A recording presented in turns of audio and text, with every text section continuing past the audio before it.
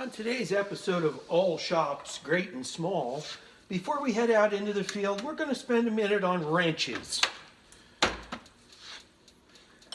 The most common wrench is the combination wrench. It's got an angled head on it so you can alternate it, flip it over in tight spaces. It's a standard design for a combination wrench. You have the box end, which this is a snap-on which has a patented flank drive. That's the name of the undercut of the teeth, which allow this thing to drive on the flats rather than on the corners of a nut. Great idea. Use the box end whenever possible. It's much stronger and it doesn't round things off as much. Here next to it, these are called crow feet. And a crow foot is for getting in a tight spot. A lot of these wrenches would probably mean the most to a airplane mechanic because they work in some very tight spaces. Race car mechanic also the same kind of a thing.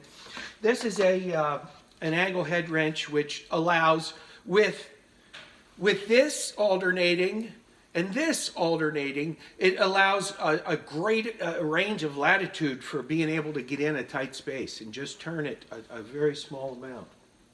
Angle head wrench, handy. This is a flare nut wrench.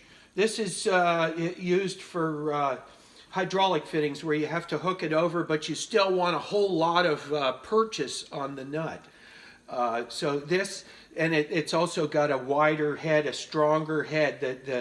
The forging of these is heavier in the middle, and it's very brake line work, mostly on automotive, but all kinds of things, hydraulic fittings primarily. This is a combination of a combination wrench head and a socket on this end.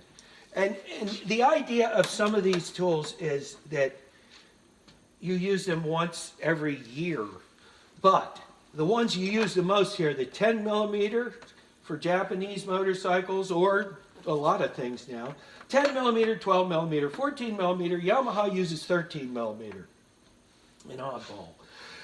Okay, well tappet wrench, important. A tappet wrench is a thin wrench, very thin, used for loosening the lock nuts on tappets, on rocker arms and on things that have a thin nut, lock nut, sometimes two nuts together. One of them is thin and the other one is the lock nut. And that's what a tappet wrench is. Over here is the nut drivers, we call them. Also, the same flank drive snap-on patent that really changed. Everybody copies it now. All those Fern companies.